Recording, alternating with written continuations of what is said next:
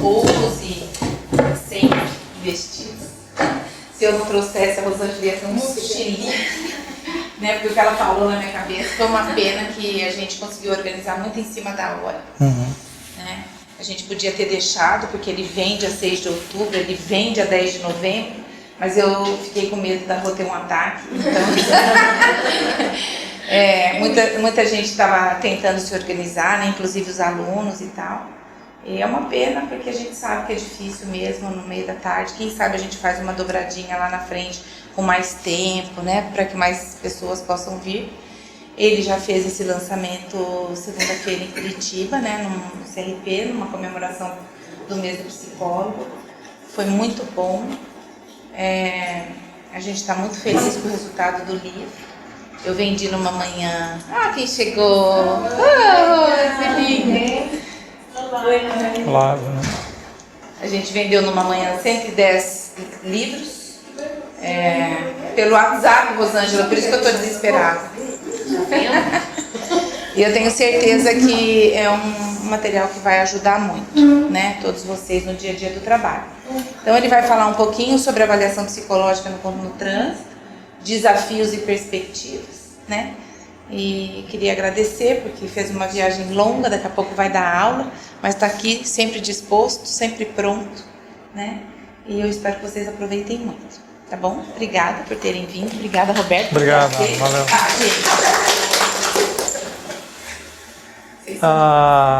Meninas, menino, né?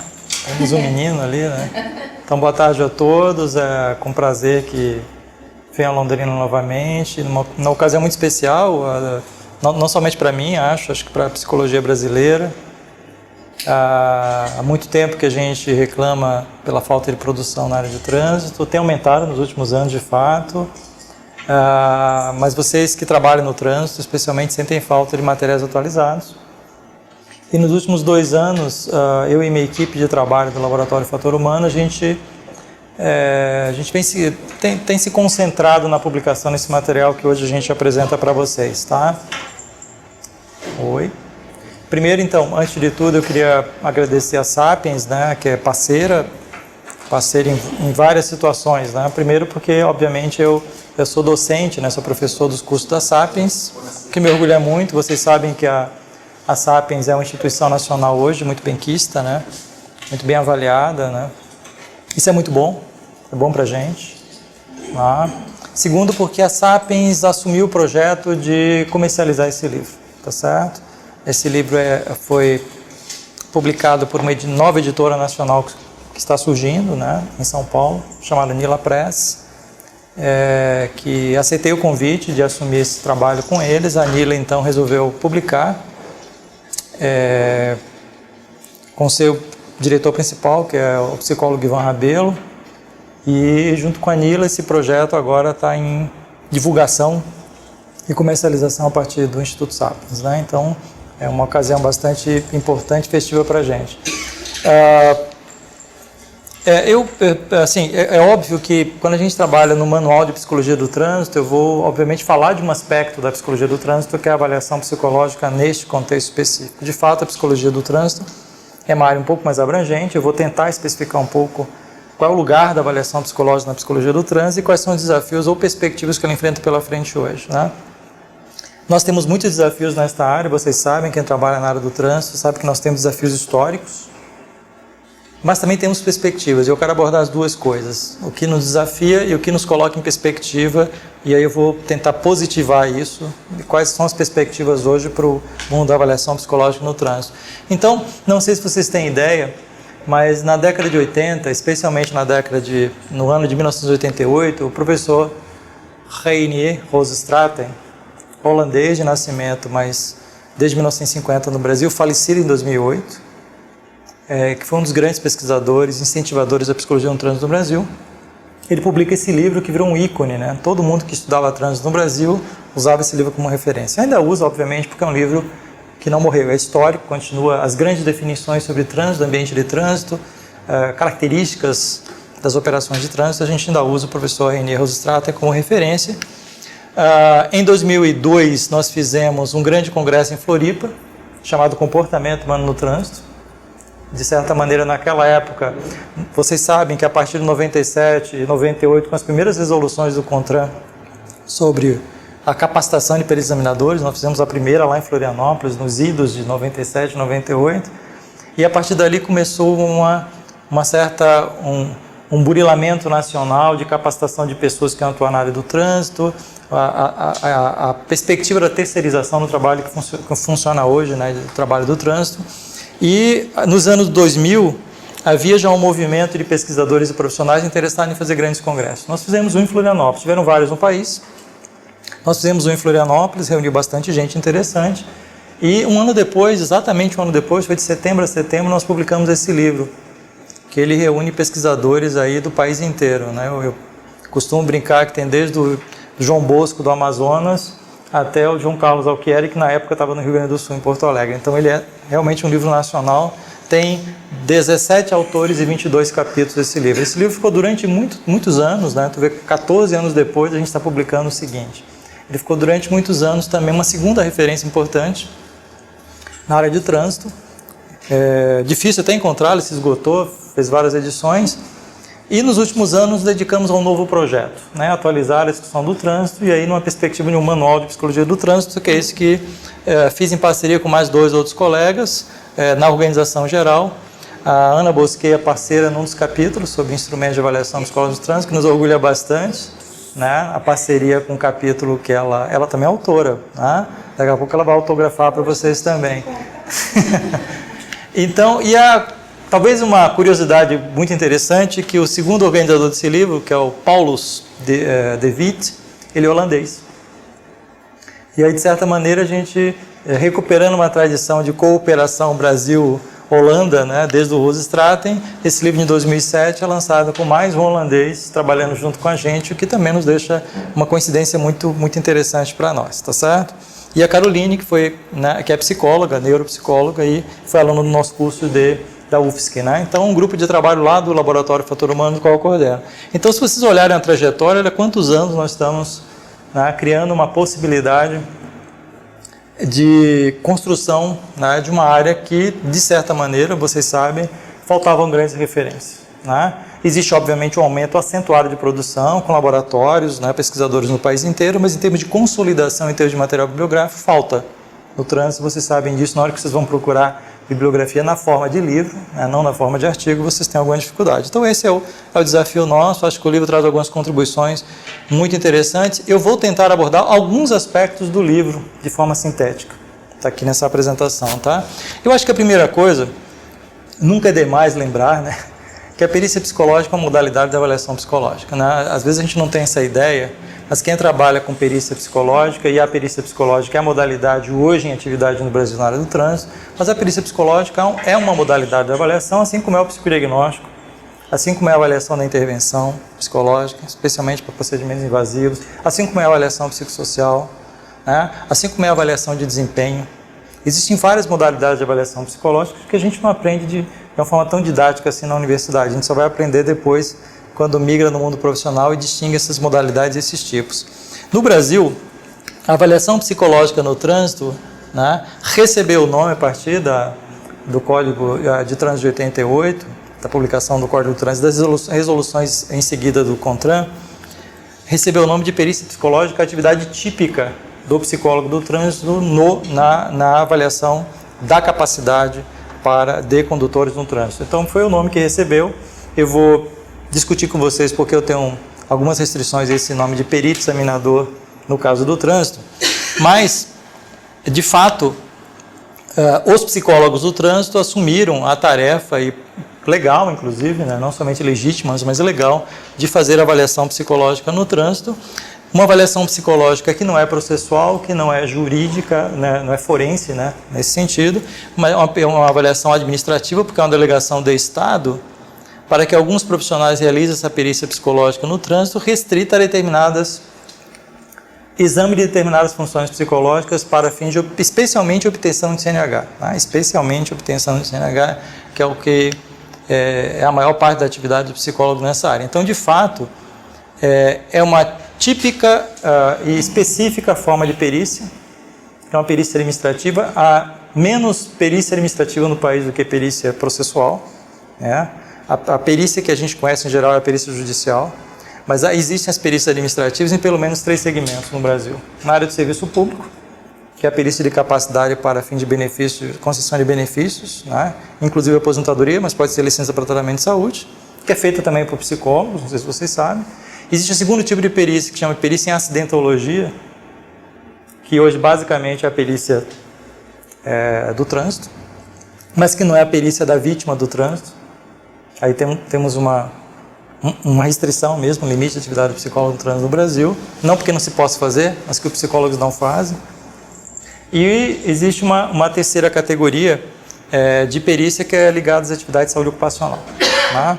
Mas dentro dessas categorias de perícia administrativa, por que administrativa? Porque ela não é uma perícia do processo, ela não é uma perícia judicializada, né? Ela está fora do processo, embora no âmbito do Estado. Então os psicólogos recebem, assim como os médicos,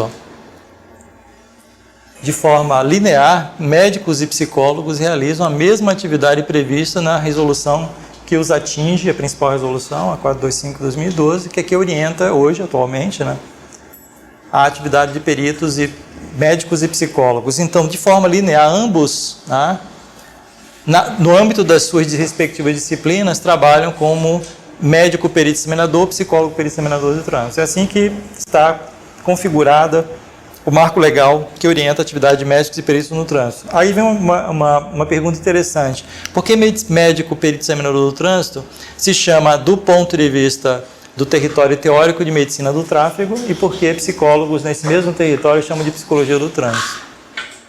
Aí já vai uma questão interessante, porque algumas pessoas identificam esse marco teórico-metodológico de tráfego hora trânsito. Isso já dá uma boa discussão. E essa discussão você vai encontrar no capítulo 2 do livro, que é quando a gente discute, o título é esse, Psicologia do Trânsito, Psicologia do Tráfego e Mobilidade Humana, a distinção dos três conceitos. O que distingue esses 3 conceitos? Por que eu posso falar dos 3 isoladamente? Porque eu posso falar que há uma relação entre os conceitos. Tá?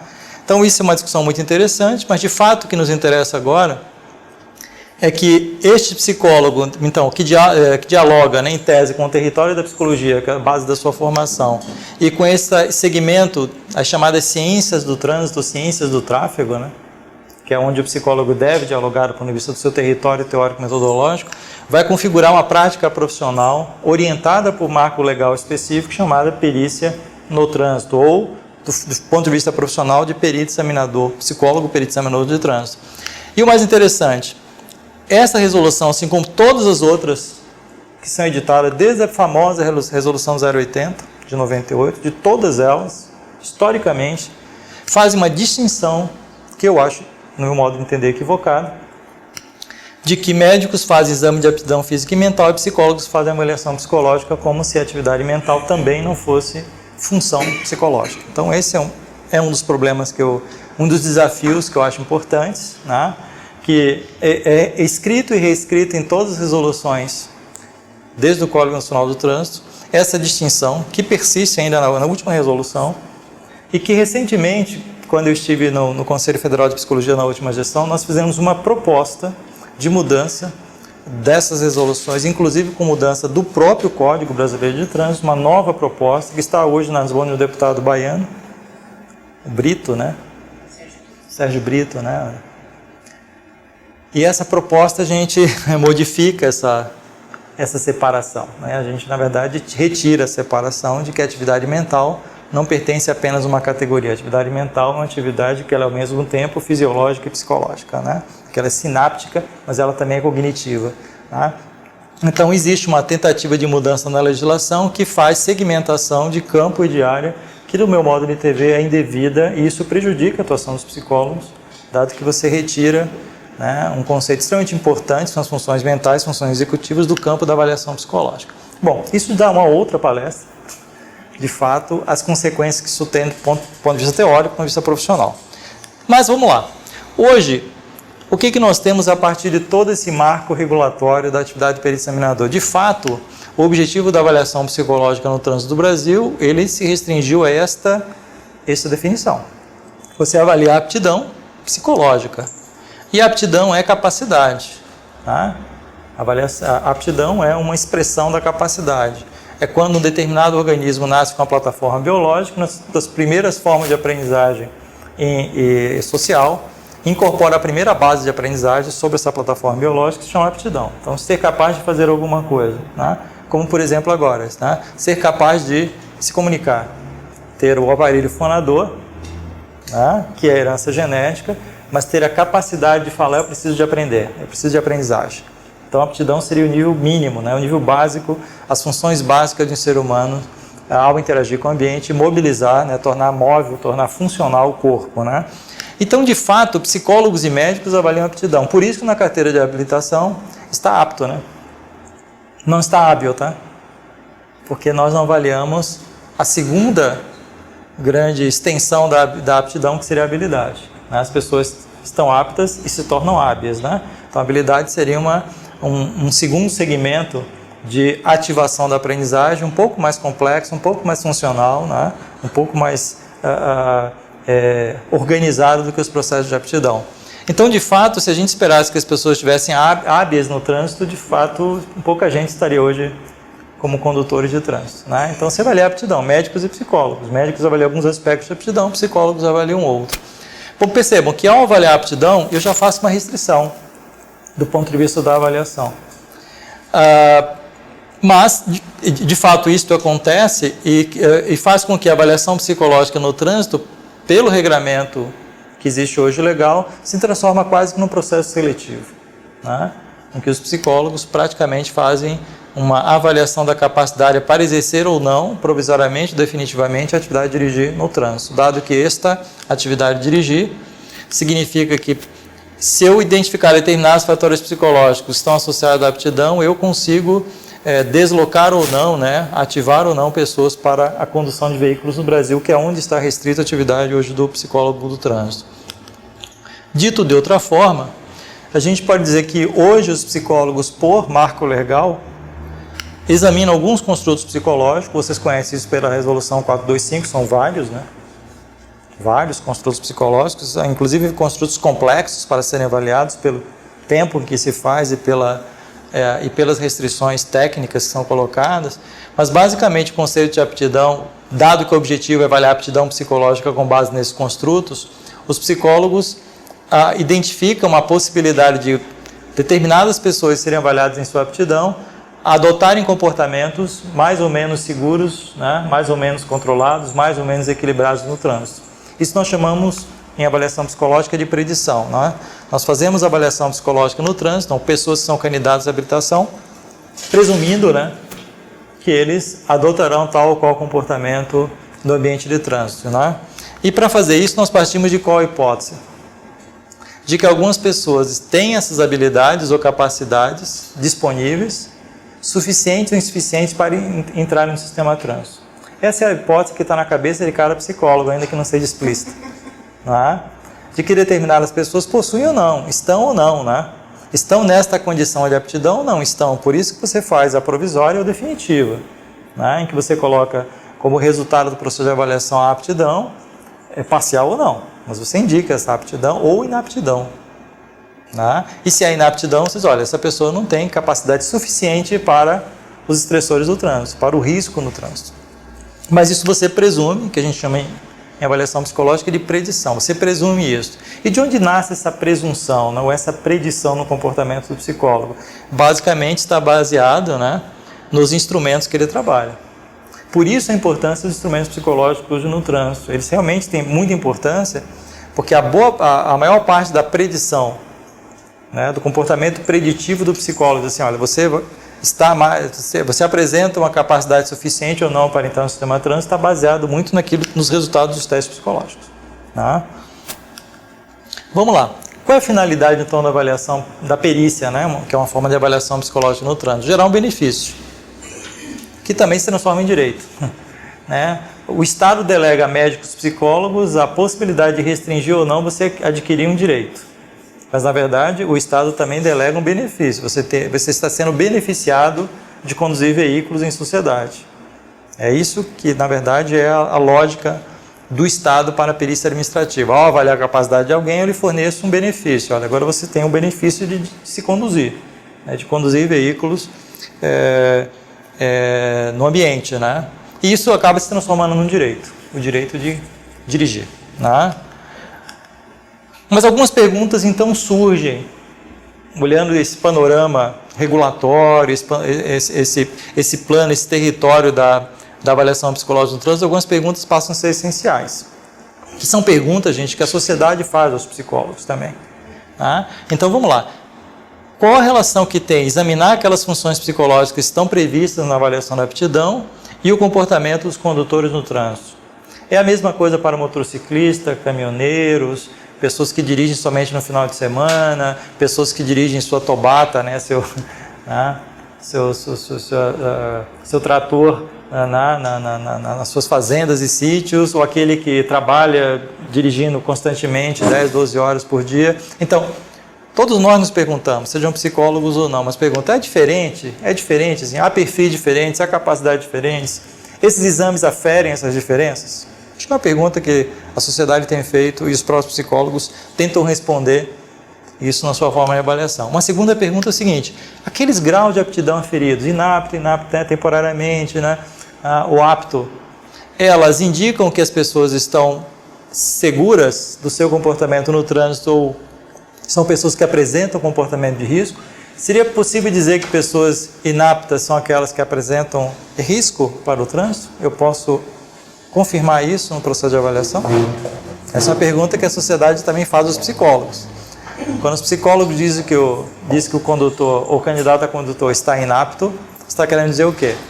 Que ele não apresenta condições de conduzir veículo ou que ele não apresenta um comportamento seguro para estar no ambiente que é recheado de riscos. Tá? Então, outra pergunta, uma pergunta pertinente ou impertinente, conforme o lado que você quer enxergar. Uma terceira pergunta importante, né? Em que medida a perícia psicológica contribui para a segurança no trânsito e a promoção da saúde?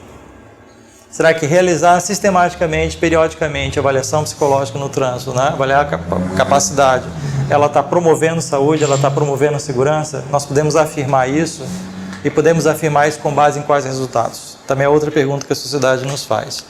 E uma quarta pergunta importante. A perícia hoje, psicológica no trânsito, assim como é a perícia médica, ela faz parte ou ela reflete qual política pública? De saúde, de segurança, de educação, todas elas juntas? Né? Como que se responde a isso a sociedade?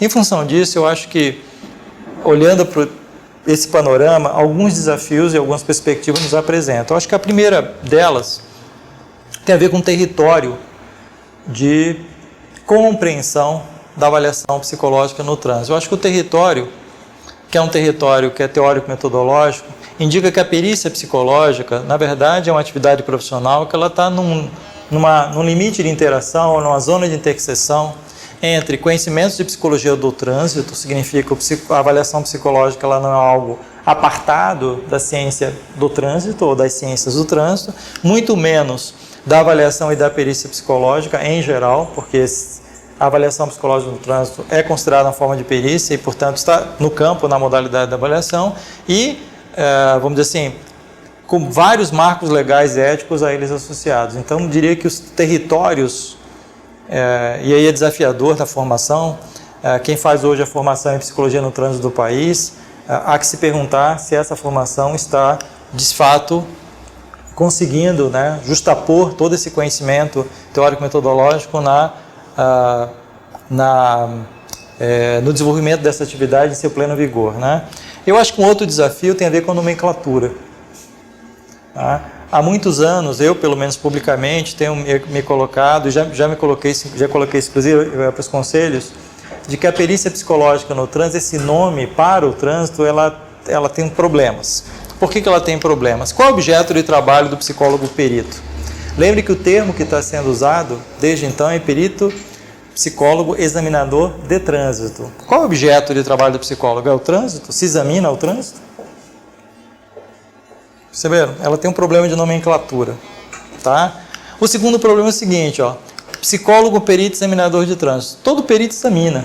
É tautológico falar isso. Né? Assim como todo perito faz vistoria. Assim como todo perito faz avaliação. Então é tautológico dizer assim, perito, examinador, né? De fato, não precisaria. Tá? Isso acaba se tornando um problema, porque exame em psicologia é diferente de avaliação. E quando você coloca a expressão psicólogo-examinador, você restringe o trabalho de psicólogo-avaliador. Então, isso tem um problema. A nomenclatura ela não é uma coisa solta no espaço. Esse conceito tem implicações práticas. Então, ela pode estar restringindo, numa avaliação, o papel do psicólogo do trânsito. Não somente o papel de avaliação psicológica no trânsito, mas o próprio papel do trabalho do psicólogo do trânsito. Um outro desafio e aí derivado do primeiro, é compreender qual é o foco, né, da avaliação psicológica no trânsito. O foco, então, se faz avaliação, se faz exame, se faz perícia, é tudo a mesma coisa? São termos diferentes, né? E de fato os são, né? Exame é um procedimento, né? Exame psicológico são procedimentos, avaliação é um processo maior, né? E a perícia psicológica é um tipo, uma modalidade de avaliação. Então, não podem ser usados da mesma maneira, não deveriam, pelo menos, ser usados da mesma maneira. A avaliação psicológica, a de aptidão psicológica em geral, é uma avaliação em geral das pessoas ou de determinadas condições para dirigir veículos? Então, quando eu aplico um determinado teste psicológico de atenção, elas estão me referindo a uma atenção típica de condutores ou de uma população em geral? Isso tem implicações, né? Então, quando eu realizo uma anamnese, uma entrevista psicológica para um condutor, estou examinando uma condição geral, capacitante ou incapacitante em geral, ou específica para condutores? Eu tenho como afirmar isso no meu processo de avaliação, que eu estou avaliando algo bem específico para condutores e para cada tipo de condutor? Então, compreender que a avaliação psicológica, um outro desafio, é uma atividade das várias atividades que o psicólogo pode ter em sociedade. O que a gente percebe muitas vezes é que fazer a perícia psicológica no trânsito, talvez a gente não tenha a compreensão de que a perícia psicológica do trânsito hoje é uma atividade das possibilidades do trabalho do psicólogo do trânsito. E que possibilidades são essas? Se a gente passar rapidamente uma visão do exercício profissional do psicólogo do trânsito, a gente vai ver que, como qualquer psicólogo, todos nós que trabalhamos ou não no trânsito, a gente tem reguladores do nosso exercício profissional, que são os próprios usuários, e aqueles que regulamentam ou fiscalizam a nossa formação, a nossa orientação, a forma como cada psicólogo trabalha na nossa prestação de serviço. Então, realizar a perícia psicológica no trânsito é uma forma de prestação de serviço psicológico. Tá? E essa atividade, que tem dimensões científicas, éticas e legais, de fato, ela também tem várias características. Só para a gente ter um panorama, isso é um dos capítulos do nosso livro, inclusive, o último capítulo do nosso livro fala dessas perspectivas de trabalho do psicólogo do trânsito. Se a gente olhar que a avaliação psicológica é uma atividade, a gente vai ver que o trabalho do psicólogo do trânsito ele pode estar desde a promoção à saúde, a prevenção de riscos, os trabalhos de consultoria em trânsito e mobilidade, o ensino e a capacitação em diferentes níveis, a pesquisa em psicologia do trânsito, que é onde eu me dedico mais, a própria avaliação psicológica, a perícia psicológica de acidente de trânsito, que não é aquela mesma perícia da avaliação de aptidão de condutores, a autópsia psicológica em vítima de acidente, que os psicólogos do trânsito não fazem no Brasil, é feito pela Polícia Civil, mas deveria ser a atividade do psicólogo do trânsito, porque a gente restringe a ideia de perícia no trânsito à avaliação de aptidão inicial. A perícia ela é processual, ela está antes, durante e depois de um determinado processo acontecer. Então isso tem restringido o trabalho dos psicólogos, que às vezes não têm ideia que fazer autópsia psicológica deveria ser o trabalho deles, para vítima de acidente de trânsito. Então, como é que eu vou olhar danos psicológicos do transtorno de estresse pós-traumático no trânsito? Eu teria que ser especialista em trânsito, né? E quem que faz isso? Qualquer psicólogo. Se alguém entrar num processo judicial, nesse segmento, o judiciário vai, se for chamar um perito, vai chamar qualquer psicólogo, não psicólogo do trânsito, porque os psicólogos do trânsito não se anunciam como avaliadores de um processo em geral, inclusive pelas consequências ocorridas. E a autópsia, por exemplo, é isso, tratamento. E se alguém tiver medo de dirigir, de conduzir, ou até simplesmente participar do sistema de trânsito, às vezes nem como condutor, quem poderia contribuir para que esse processo tivesse remissão, Tratar fobia, ou quem deveria fazer isso? Psicólogos do trânsito, fazendo o que a gente chamaria de uma certa clínica do trânsito. Os psicólogos do trânsito têm feito isso? Não. Novamente, a tal da restrição da perícia, examinador, para a obtenção de CNH. Não sei se está ficando claro, eu estou querendo dizer que nós temos um conjunto, olha, reabilitação. Quem reabilita pessoas traumatizadas em acidente de trânsito no Brasil? Conhecem? Quem vai acompanhar esse tratamento? Quem vai reabilitar? Quem vai acompanhar a avaliação desta funcionalidade no retorno ao sistema de trânsito? Quem faz isso? Ninguém. E quem deveria fazer isso? Os psicólogos do trânsito. Perceberam como são desafios? Os desafios, na verdade, não é discutir coisas que não existem. É discutir coisas que fazem parte do campo que não estão sendo realizadas. Então, de fato, isso ampliaria muito o trabalho, o espectro de trabalho do psicólogo do trânsito no Brasil. Não somente do ponto de vista teórico, metodológico, funcional, instrumental. O conjunto da obra aumentaria bastante se nos dedicássemos mais a absorver, né, com mais profundidade esse trabalho, que é bastante.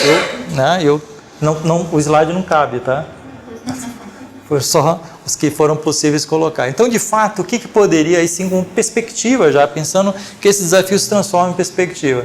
Se nós olharmos hoje como funciona a perícia psicológica no trânsito, que é a avaliação de funções psicológicas da capacidade de aptidão de condutores. Se a gente olhar essa própria avaliação, onde é que a gente poderia ampliar esta avaliação? Não somente centrado na capacidade de algumas funções, especialmente atencionais, perceptivas e alguma de personalidade, mas ampliar para a avaliação da saúde mental como um todo e saúde psicomotora, o que daria mais capacidade de informação ao psicólogo. Segundo, além de avaliar a capacidade, avaliar a funcionalidade, que é um conceito que a gente não tem usado no trânsito, mas é um conceito extremamente importante. Tá? Você precisa avaliar a capacidade, que é como alguém consegue realizar alguma coisa, mas precisa avaliar a funcionalidade, em que medida, ao fazer alguma coisa, essa pessoa mostra condições plenas para o exercício daquilo que ele se propõe a fazer. Não? Então, funcionalidade é outro conceito importante que, se a gente pudesse utilizar mais, e eu diria mais, assim, existe um conjunto de técnicas para avaliar a funcionalidade que poderiam ser introduzidas no sistema trânsito. Então, por exemplo, como o sistema trânsito, como você reage a um sistema trânsito? De que medida o sistema trânsito provoca reações em você que restringe ou amplia seu potencial de trabalho? Isso é análise de funcionalidade, não é de capacidade. Capacidade é, quanto você desempenha a sua atenção tendo em vista a resposta de estímulo. Isso é capacidade. Agora, o quanto eu, numa atividade específica, ao estar em atividade específica, está restringindo ou não o meu potencial de trabalho, meu potencial de ação, meu potencial de funcionalidade, e aí eu tenho uma outra perspectiva muito importante do ponto de vista metodológico para os psicólogos do trânsito. Tá? Seja para avaliar a condição psicológica, seja para avaliar o que eu acho que deva ser o grande objetivo da avaliação psicológica no trânsito. Perceba, uma coisa é você tentar convencer a sociedade dizendo assim, nós fizemos avaliação para selecionar os melhores motoristas para o trânsito. A outra coisa é você dizer, nós estamos avaliando para promover segurança, para promover saúde, para promover bem-estar daquele que vai ingressar e para aqueles que estão no sistema. É uma resposta muito diferente, perceberam? Bem diferente. Na primeira, você restringe a atuação e você prediz o que vai acontecer. Na segunda, você de fato avalia o contexto, o sistema comportamental num contexto mais amplo. E aí, obviamente, a própria questão da funcionalidade passa a ajudar a você a interpretar vulnerabilidade ou resiliências e passa a, em vez de excluir por processo seletivo, incluir por processo avaliativo. É bem diferente a possibilidade, portanto, de pensar a avaliação psicológica num contexto mais amplo e muito mais interessante do ponto de vista da resposta social que os psicólogos trans vão dar.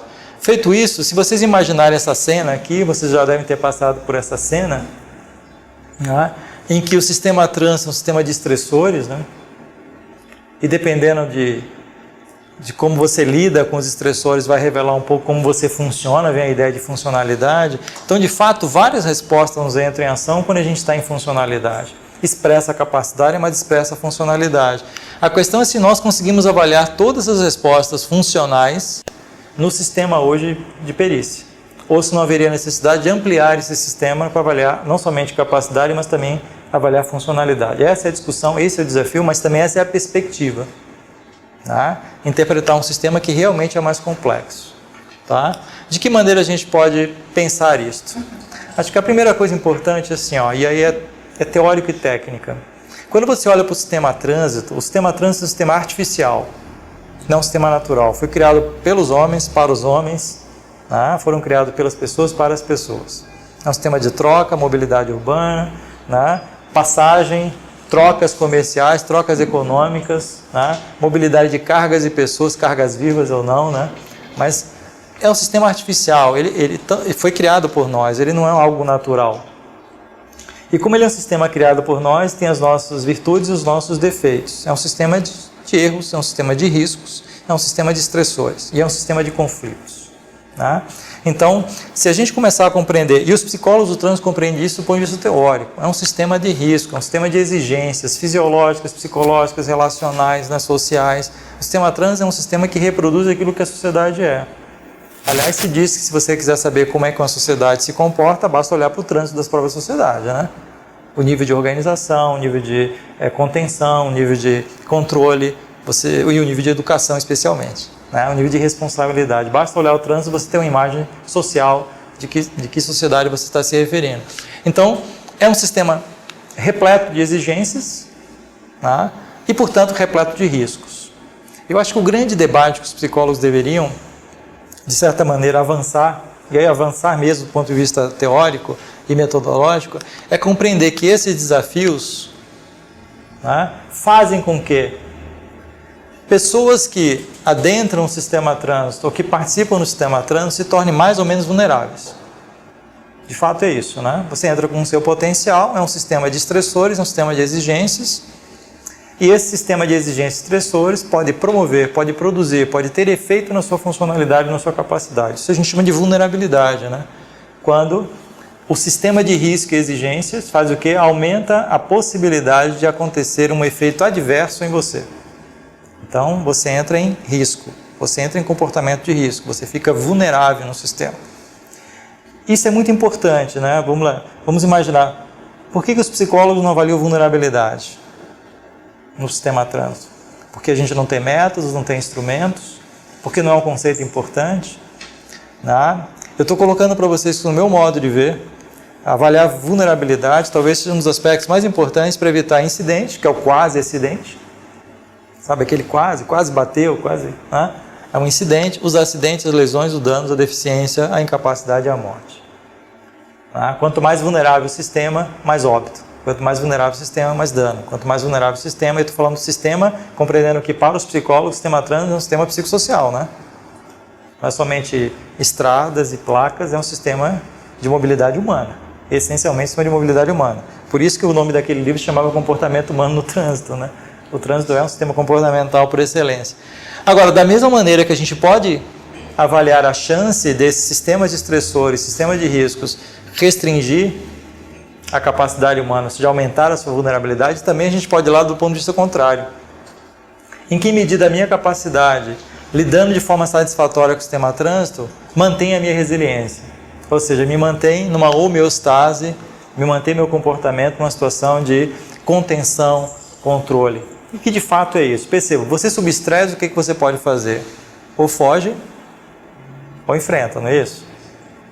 Ou foge, ou controla. Não é isso?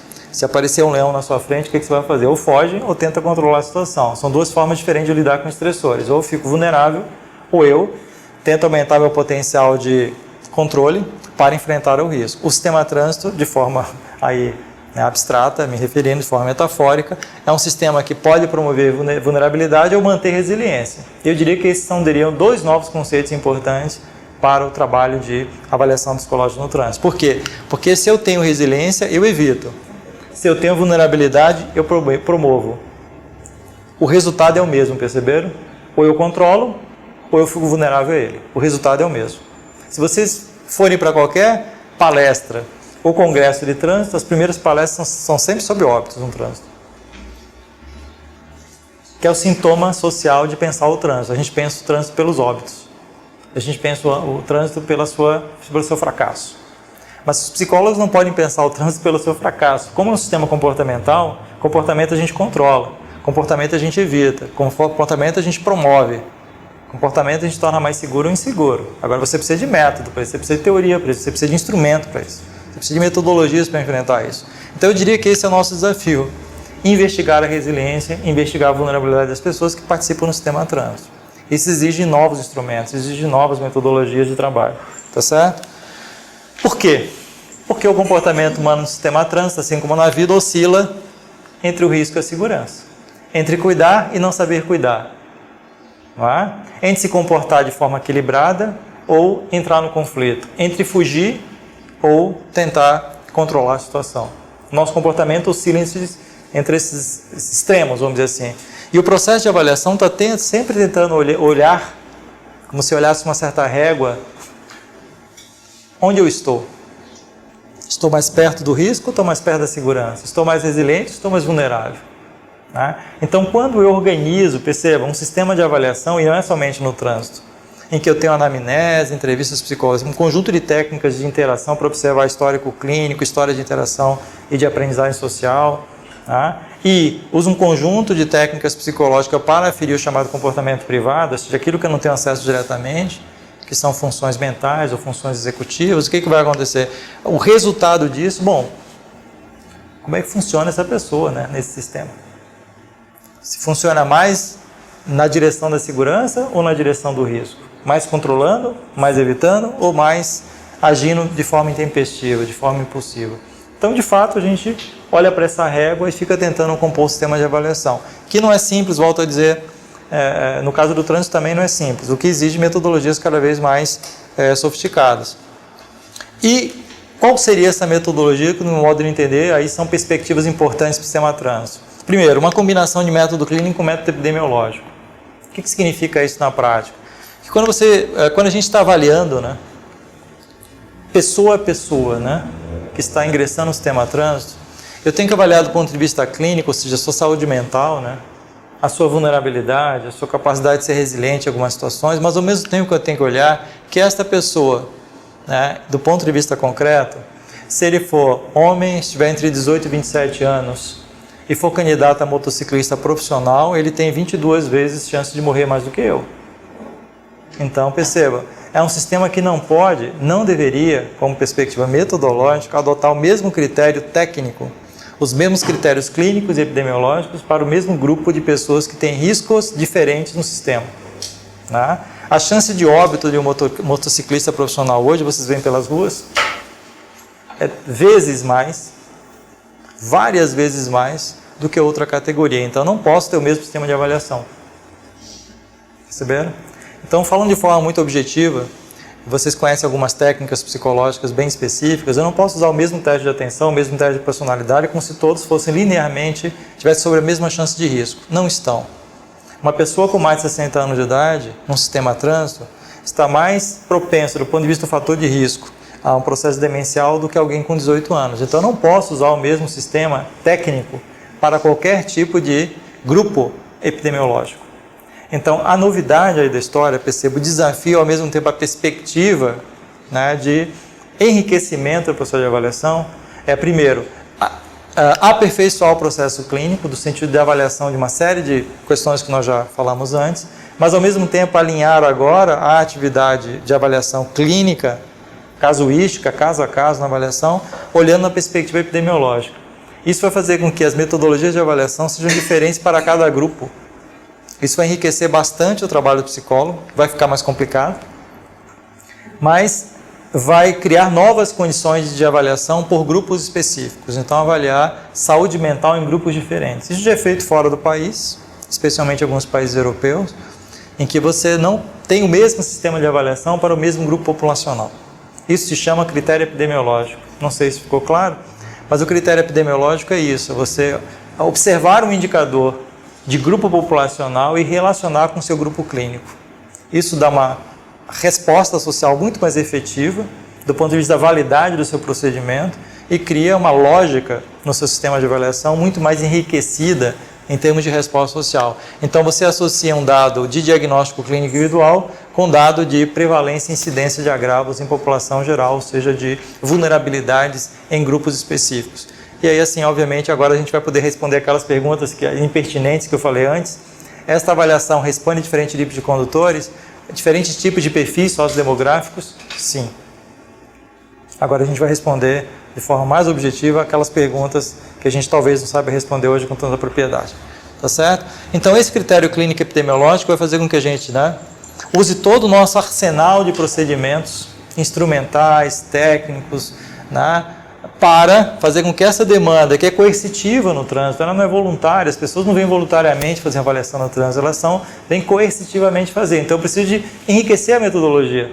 Isso acontece na perícia judicial muitas vezes, as pessoas vêm de forma coercitiva, eu preciso de aperfeiçoar o processo metodológico, né? Assim como é difícil fazer uma perícia de uma criança no sistema judicial, é muito difícil fazer uma avaliação de controle do sistema de trânsito, porque você precisa de recursos importantes para capturar elementos que à primeira vista são difíceis de capturar, mas que as metodologias e os recursos técnicos de forma amplificada conseguem capturar esse mundo privado associado a um mundo de interação humana. Então, hoje eu diria que nós vamos precisar melhorar muito e ampliar muito nosso arsenal técnico.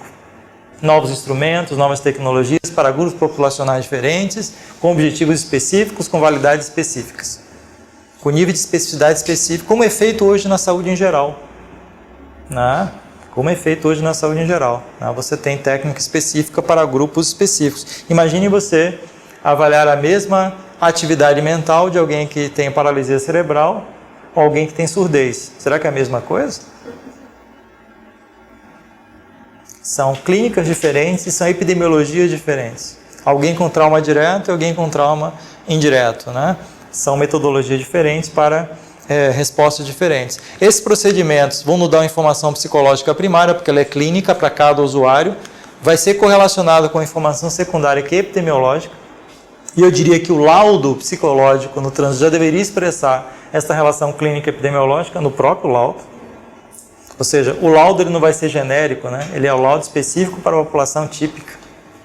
Isso, percebam que modificaria bastante o nosso sistema de avaliação hoje.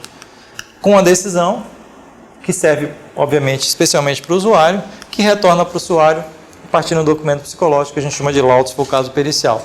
Então, gente, o conjunto das outras perguntas impertinentes que eu coloquei para vocês antes, assim, o que a sociedade espera da avaliação psicológica no trânsito? Que a gente responda de forma efetiva a uma política pública. Qual? De selecionar pessoas para condução de veículos?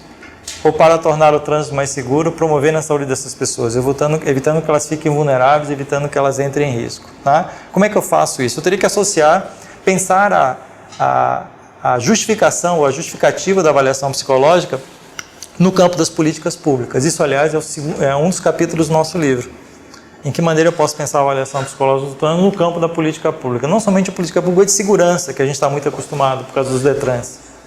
Mas é uma política pública que eu digo o seguinte, ó, essas condições psicológicas que eu estou avaliando nas condições de risco dessas pessoas que estão expostas aos trânsitos, que política pública tem a ver com isso? Se a gente olhar as principais políticas públicas do Brasil, a política de educação hoje, o Plano Nacional de Educação, indica a necessidade de capacitar pessoas e profissionais usuários para perceber melhor o risco no trânsito. A Política Nacional de Educação já afirma isso de forma protocolar.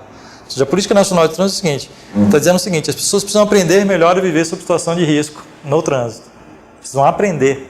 E para isso eu preciso capacitar as pessoas para isso. Eu preciso melhorar a percepção das pessoas. Então já existe a ideia de que segurança no trânsito tem a ver com educação, ou não? Isso é uma política pública importante. Já existe, não estamos inventando. Existe uma outra política pública no Brasil, que é a própria política de trânsito, que diz o seguinte, ó, o trânsito é uma questão de saúde pública. Então, de novo, a política está indicando que pensar a segurança das pessoas no sistema de trânsito significa pensar a saúde delas. Também é outra política importante. Uma terceira política importante é de que a política de promoção à saúde também no Brasil, que diz o seguinte, ó, para reduzir a morte-mortalidade, ou seja, óbitos e doenças relacionadas ao trânsito, eu preciso preservar a saúde das pessoas. Portanto, eu preciso torná-las menos vulneráveis, eu preciso aumentar essa resiliência. Se nós associarmos todas as políticas que existem no Brasil, que refletem o trânsito, todas elas indicam a seguinte relação básica, ó, que existe uma relação entre trânsito e saúde. Ou seja, que as condições de saúde das pessoas interferem no trânsito, e o trânsito interfere na saúde das pessoas. Ou seja, qual é a base, qual é o pressuposto básico da avaliação psicológica no trânsito? Que o trânsito interfere na saúde das pessoas e que as condições de saúde das pessoas interferem no trânsito. Essa seria, no meu modo de ver, a principal justificativa para a justificativa social, para a sociedade mesmo, assim, olha, para que serve a avaliação psicológica no trânsito? Para lidar com esta relação. Percebeu que é bem diferente do que selecionar condutores para dirigir no trânsito? É bem diferente, como ela é muito mais potente, inclusora e realmente reflete para o que nós nos formamos como psicólogos em sociedade para promover a saúde das pessoas. E a avaliação psicológica do trânsito não pode fugir dessa diretriz principal. Nós não nos formamos para excluir, nós nos formamos para incluir. Nós nos formamos para produzir saúde, para promover saúde, para compreender a vulnerabilidade e resiliência das pessoas. E é essa que deve ser a justificativa para a avaliação psicológica no trânsito e para a atuação desses profissionais. Então, é muito mais interessante pensar a avaliação psicológica assim, não é? Muito mais interessante. Então, de fato... Isso, porque o que vai acontecer daqui a pouco? Nós vamos de novo receber novas ameaças de que a avaliação psicológica não é necessária. E se nós continuarmos nos defendendo, como psicólogos do trânsito, que a avaliação é um processo seletivo de aptidão e inaptidão, essa justificativa hoje é muito pouco restritiva, ela é muito pouco importante para justificar, restrita demais para informar o potencial de trabalho dos psicólogos do trânsito. Então, gente, assim, ó, sintetizando, como é que eu vou lidar com essa perspectiva? E tendo em vista esses desafios, como é que eu vou lidar com essa perspectiva? Primeiro, novamente, associar a informação clínico-epidemiológica, assim, treinar os psicólogos, capacitar psicólogos para lidar de forma clínica e epidemiológica ao mesmo tempo no processo de avaliação. E fazer com que isso se torne uma perspectiva profissional, não somente de cada psicólogo que atua no sistema trânsito, mas da categoria como um todo, porque significaria que nós deveríamos convencer o nosso sistema profissional, inclusive os próprios conselhos de psicologia, os DETRANs, órgãos do trânsito, o que quer que seja, em que as informações epidemiológicas que já existem informações em vários bancos, diferentes tipos, eu selecionei alguns, tá? Nós sabemos quem morre, como morre, em que país morre, que cidade morre, de que, se é colisão frontal, se não é, se tem morbidade associada, ou seja, doença pré-existente, se a lesão foi incapacitante ou não foi, se houve ou não. Nós temos muita informação, só que a gente não usa no sistema de avaliação. Onde é que estão essas informações? Nos sistemas por aí. E por que essa informação ela não chega aos profissionais que avaliam capacidade? Deveria essa informação estar chegando, porque essa informação epidemiológica é importante para identificar os chamados usuários vulneráveis. É isso? E aí, ao identificar usuários vulneráveis, construir metodologias apropriadas para fazer com que eu identifique o potencial ofensivo de risco do trânsito da pessoa e da pessoa ao trânsito. Lembra? Saúde, trânsito, saúde. E com isso, estamos lidando aí com a noção de risco e segurança com muito mais efetividade, respondendo aquela última pergunta impertinente, que é assim, bom, estamos promovendo segurança mesmo no trânsito, comportamento seguro ou comportamento de risco? Nós estamos entendendo disso? Nós entendemos fazer isso? Nós sabemos fazer isso? Ok? Estamos respondendo essa questão. Gente, então, de fato, se eu começar a observar que essa relação clínica epidemiológica pode ser um método arrojado e desafiador e uma perspectiva importante para o trabalho de avaliação psicológica do trânsito, isso vai nos colocar muito mais atentos às condições maturacionais das pessoas. Olha que interessante.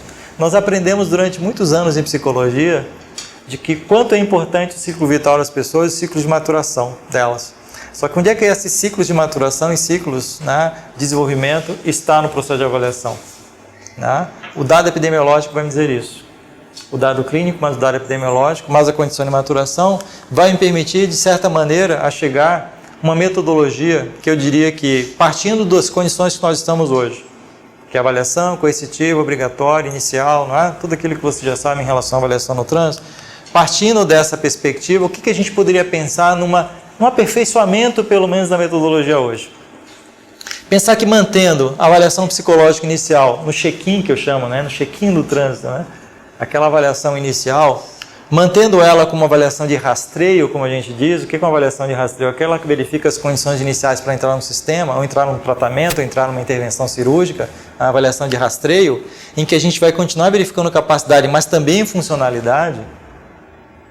E que num segundo momento, lá na renovação, a gente faça esse processo de acompanhamento da funcionalidade no trânsito e qualquer que seja o momento de revalidação, mudança, qualquer que seja o motivo que isso aconteça oficialmente ou por determinação do próprio órgão de trânsito, que essa nova avaliação que aconteça aqui alimente de novo, né, de informação e, portanto, valide a informação do screening inicial, né, avaliação de rastreio inicial. E que, se em algum momento essa capacidade, essa funcionalidade para dirigir ocorrer em acidente, tiver vítima, né, tiver prejuízo ou dano psicológico, que se faça perícia psicológica, que é a perícia do acontecido, aí sim é perícia psicológica, aí sim o nome está correto, e se houver morte, se houver óbito, autópsia psicológica. E essa informação alimente de novo o sistema, uma informação de alimentação constante de dado clínico e, ao mesmo tempo, com dado epidemiológico dos grupos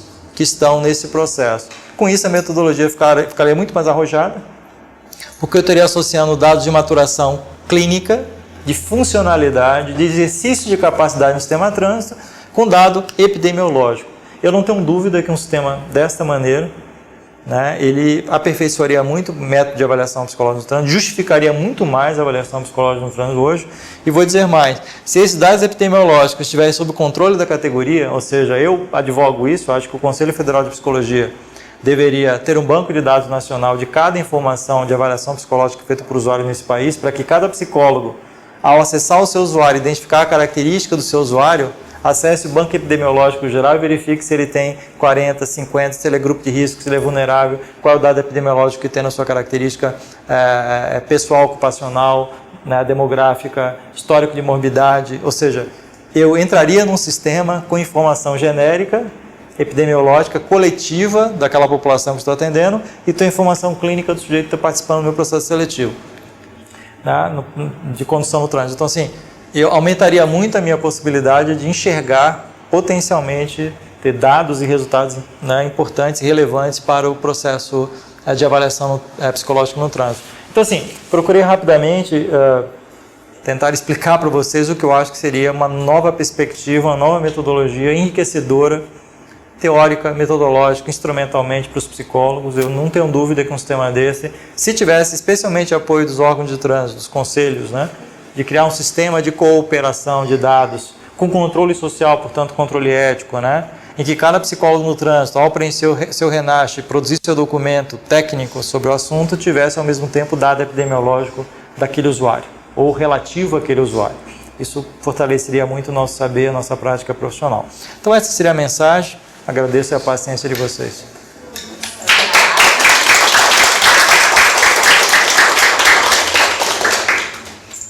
Está em processo de instalar isso aqui no Paraná. Ser obrigado a colocar esses dados na plataforma. Nós soubemos disso em Curitiba, né, que o Detran daqui está iniciando um processo de compilação de dados que nos deixou muito contentes. Porque se o Detran do Paraná está aberto, está interessado nisso, você pode criar um sistema regional, começar de um ponto, né, Rodolfo, como tu falava antes, né, começar a partir de um ponto. Pode ser de uma cidade, pode ser de um estado. O Detran tem jurisdição de um estado inteiro. Você imagina quantas avaliações psicológicas no trânsito são feitas no país por dia? São milhares.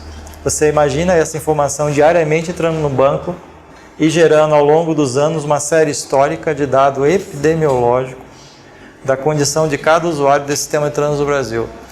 Nunca mais a estatística vai ser a mesma, né? Porque você vai ter um conjunto de dados muito importante, mas para isso precisa capacitar psicólogos para informar clinicamente, capacitar psicólogos para usar os melhores instrumentos, os instrumentos mais apropriados, as técnicas mais apropriadas para capturar esse dado clínico, porque agora ele vai ter que aperfeiçoar como investigar vulnerabilidade, risco, resiliência, saúde mental, função executiva, aspectos de personalidade tem a ver, inteligência tem a ver com trânsito. Vai precisar recapacitar os psicólogos do país para um novo cenário, que é lidar com dado clínico e epidemiológico ao mesmo tempo, para que o resultado dele, em vez de ser um resultado em que ele fique um pouco sem saber se o resultado dele é produto da inteligência dele sobre o processo ou é o resultado do score produzido pelo teste, que ele agora se sinta mais autônomo como psicólogo, mais inteligente como psicólogo, para fazer leitura dos dados e produzir uma informação coerente, tecnicamente coerente, pela relação do dado clínico com o dado epidemiológico. Essa seria uma grande sofisticação, né, no nosso trabalho como psicólogos. Rodolfo. A questão da reavaliação, de quanto em quanto tempo? Então, Hoje não é obrigatório fazer a renovação com avaliação psicológica. Nessa proposta, o que aconteceria? Obrigatoriedade. Porque se tem obrigatoriedade no início, para manter o sistema funcionando, você teria que a cada vez que houvesse a renovação ou a reabilitação, haveria de novo um novo estándar, um novo padrão psicológico para exatamente validar o primeiro que foi inicial. Né? Até para ter resolução que diz que tem validade de 5 anos. Exatamente. Então, pelo menos de 5 anos, embora, né, pelo menos 5 anos. Essa seria a ideia, né? Mas e alimentar. Perceba que se você entra num sistema e fica 5 anos funcionando, e se depois você é avaliado, né, nas suas condições de capacidade e funcionalidade 5 anos depois de ter sido exposto 5 anos a uma situação, você vai ter essa informação de novo. Ou você mantém aquela resiliência originária, ou você começa a apresentar a vulnerabilidade, ou aquela vulnerabilidade que você identificou antes, mas você, porventura, tenha ficado em dúvida, se expressa agora de forma definitiva. Então, o que vai acontecer? O sistema vai se autovalidar. E, em vez da validade da avaliação psicológica ser restrita à validade interna do teste, ela pode ser validade do instrumento e validade do procedimento. Porque o mais interessante de um sistema de avaliação não é somente usar a validade intrínseca do instrumento, mas é a validade do procedimento, é dado confrontado com dado, ao longo de um certo tempo, porque aí você avalia a funcionalidade. Seria a mesma coisa o seguinte, olha, eu vou fazer uma avaliação bariátrica, eu faço uma avaliação antes, ok?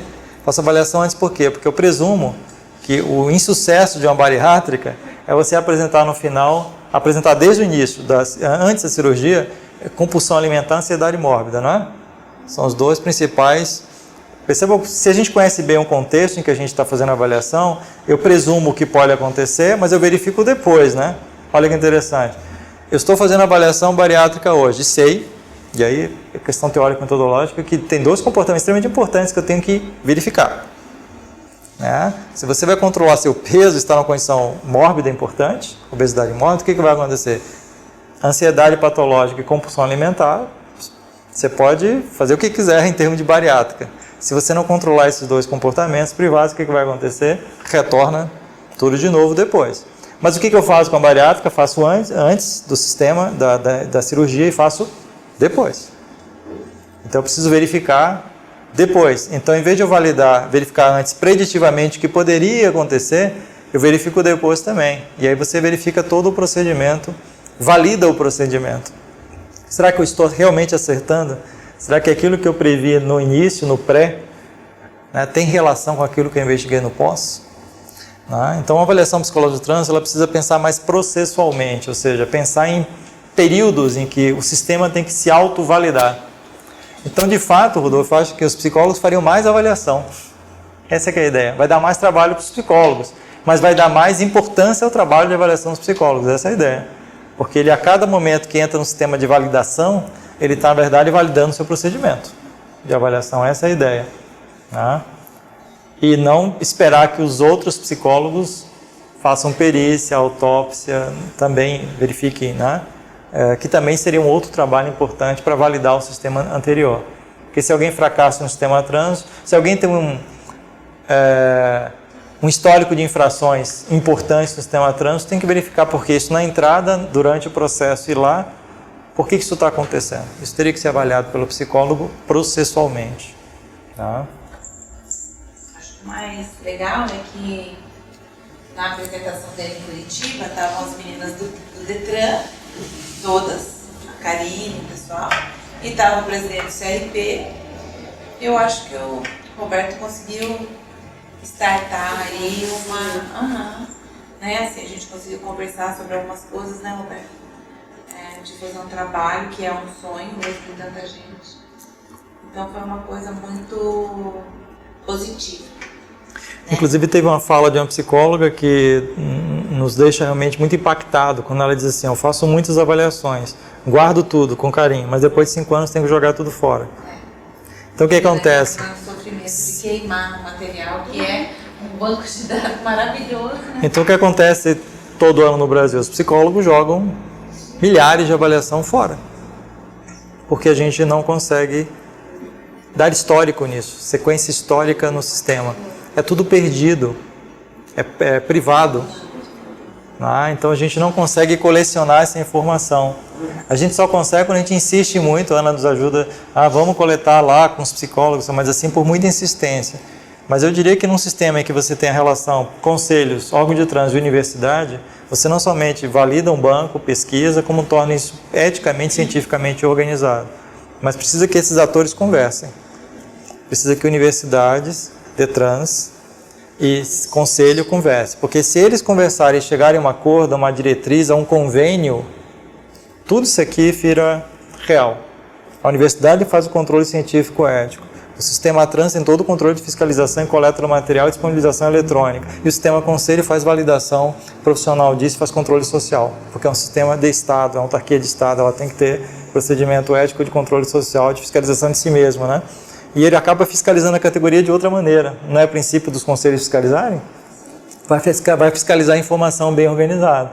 Então, se a gente colocar isso como diretriz, com esses atores, e o sistema realmente ser um sistema bem dotado de informação, todo mundo ganha, né? Imagina os psicólogos no seu computador, avaliando determinado usuário, né? E tendo informação online, né? Epidemiológica da categoria sociodemográfica profissional no qual se enquadra aquele usuário. Então, isso é o que todo clínico gostaria de ter no seu material, né? Um sistema online. Com senha específica do psicólogo, você sabe quem foi o psicólogo que preencheu, qual foi a informação que buscou, entenderam? Um sistema de controle social, como a gente faz com qualquer outra coisa. Quando você não vai preencher um teste psicológico assim, entra com a sua senha, seu número de CRP, mesma coisa. Então não tem nenhuma novidade a plataforma, o sistema de funcionamento. O grande desafio, e é desafio, é fazer com que essas pessoas conversem, né? Esses entes conversem e cheguem a um acordo de que isso é bom para todo mundo. Então imagina a força que teria a avaliação com esse sistema. O psicólogo, né? Se essa sala estiver assistindo. Com um sistema, com essa informação organizada, a força que teria a informação psicológica.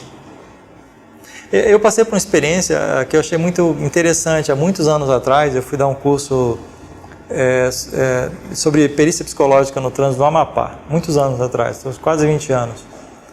E foi bem na época que estava começando e tal.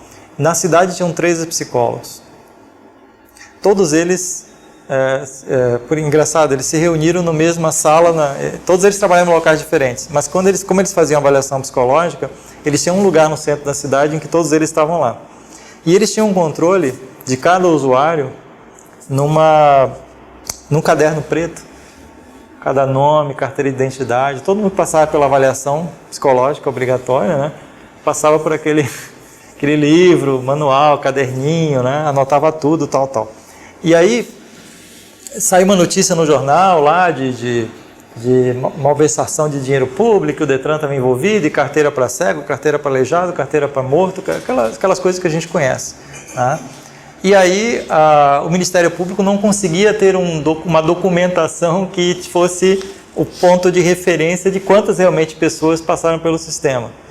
Qual foi o documento que era o único que tinha fé pública para ser utilizado? O livrinho preto. O livrinho preto dos psicólogos. Aí, eu quando cheguei na cidade, soube dessa informação e disse, tá vendo? De fato, se a gente faz as coisas direito, e a gente sabe que os psicólogos, por mais que a gente possa ter alguns problemas na categoria, de formação e de uso das coisas, mas a gente tem um controle ético muito forte na categoria. Então a gente, em geral, tende a fazer as coisas direito. O que a gente às vezes faz errado por falta de informação, por falta de metodologia apropriada, por falta de instrumento apropriado, por falta de conhecimento até de como usar as coisas. Mas de fato, o único livro que dizia realmente quem eram as pessoas era o livro preto dos psicólogos. Isso saiu no jornal na cidade, eu achei muito importante, porque aí dá a ideia de quanto a gente pode ser importante em sociedade, né? Se a gente faz as coisas organizadas direito. Então, manter a justificativa no trânsito hoje, do jeito que está, é pouco, é isso que eu estou querendo dizer. Daqui a pouco, nós vamos enfrentar uma onda que foi em 98. Né? Das pessoas dizendo que não vale a pena ter avaliação psicológica porque custa. E essa vai ser a justificativa.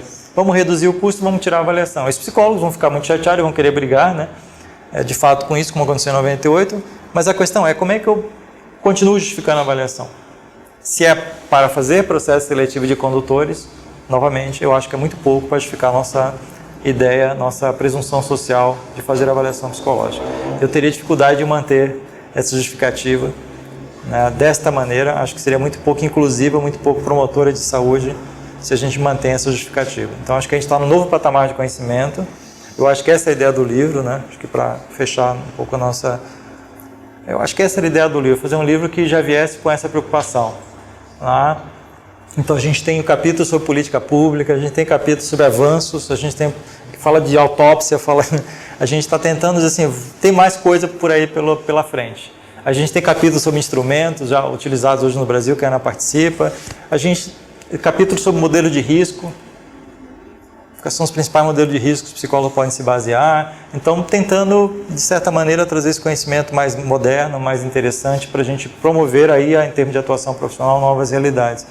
Mas aí a gente precisa juntar a categoria, né? Somos 35 mil psicólogos que atuam no trânsito diretamente em perícia psicológica no Brasil.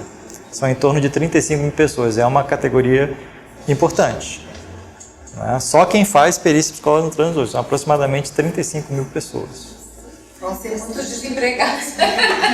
Tu imagina o impacto social.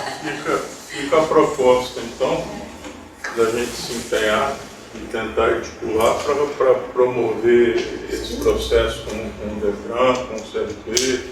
Se a gente unir forças, nós vamos conseguir tocar esse projeto para frente. Lá já foi conversado parcialmente em Curitiba. E aí não precisamos da força da categoria. O CLT também se empenhou bastante em ajudar, né? E publicamente ficou esse compromisso de fazer uma conversa, mas inclusive com a PUC do Paraná, através da professora Maria Ângela e tal. Quer dizer, já existe até algumas conversas públicas sobre o assunto, falta amarrar esse compromisso de forma mais oficial. Acho que o Paraná está num estágio bom para conversar isso, tá? Quem sabe, eu acho que o Conselho está sensível aqui do Paraná a isso, o DETRAN está sensível, a representante do DETRAN se mostrou muito sensível, já está em curso esse processo, tem que alinhar os bigodes, como a gente chama, né? E alinhar e fechar o compromisso, fazer um convênio entre essas instituições. Se fizer, eu acho que avança bastante esta metodologia aperfeiçoada de avaliação psicológica no trânsito. Porque eu fiquei pensando, fiquei angustiada, assim, pensando na nossa realidade, né? Hoje é difícil, em alguns casos, a gente até sustentar o inapto temporário. Assim, sustentar aquele resultado, justificar, e vem aquele candidato já de uma reabilitação de condutor, né? E com aquela lista, né, eu brinco assim, que parece aquelas fichas que você pega na delegacia, assim, quanto que tem, né, de mundo, e que você sabe que aquela pessoa, né, vai continuar naquela situação. E daí como que você sustenta, como que faz, né?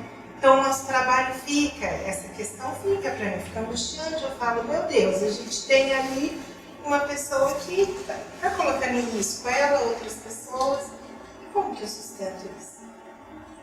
Sustento pela minha percepção, pela entrevista, pelos testes, pelo histórico dele, pelo quê? É que a gente assina e carimba, ó, tá apto, vai lá, né? Novamente assim, eu acho que tem vários problemas práticos, mas que referem também à questão metodológica. Por exemplo, se é perícia, né, toda perícia em tese lida com saúde mental. Né? Se a perícia é psicológica, vai lidar com isso. O problema é que no trânsito a expressão perícia acaba se resumindo à questão de exame. Né? Você faz procedimentos e se o procedimento tiver validade interna, você só depende dele. Então também a gente precisa modificar o método de avaliação psicológica no trânsito. E precisa convencer as instâncias de reguladores do trânsito que não adianta ficar pressionando por menos tempo, processos coletivos rápidos, assim, tem que pressionar de forma contrária, porque se a margem de manobra continuar muito curta do psicólogo, o sistema dele de avaliação fica curto e fica engessado. Precisa ampliar esse sistema, então precisa apresentar uma metodologia para o sistema trânsito.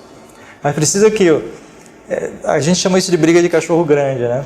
A gente precisa que os órgãos da categoria, alinhados com o DETRAN, com universidades, apresentem uma proposta mais interessante, que tenha mais importância social no sistema de avaliação, para exatamente fazer com que essas pressões, na prática, restringam a capacidade do psicólogo trabalhar com esses assuntos, né? Assim, de dar resultados e ter credibilidade no resultado que ele coleta, porque é um sistema que tem histórico, que tem validade clínica. né, que investiga histórico de saúde, que tem o histórico epidemiológico, tem o histórico funcional, bom, essas coisas juntas dão um resultado. Você pode não querer ver esse resultado, se você quiser, do ponto de vista político, mas do ponto de vista técnico, ele tem valor intrínseco, ok? E, novamente, será, por exemplo, se a perícia faz laudo, mas qual é a minha insegurança em fazer laudo? Porque para fazer laudo eu preciso, no mínimo, hipótese de diagnóstico. E será que eu tenho isso? Eu fico tentando agradar gregos e troianos. Isso é muito difícil no sistema de avaliação hoje. Então, o psicólogo precisa sair dessa ambiguidade. Precisa desse sistema restrito. Ele precisa abrir o seu sistema de trabalho e sofisticá-lo. Então, ele fica numa ambiguidade danada, que é um pouco como tu relatas. Assim, eu tenho informação, mas eu não tenho o suficiente para manter essa decisão e as pessoas também não vão manter essa decisão. Quem vai me respaldar, né? Aí o candidato entra com um processo, quem vai respaldar? Com quem eu vou poder contar? Claro. Né? Meu laudo, né? Uhum.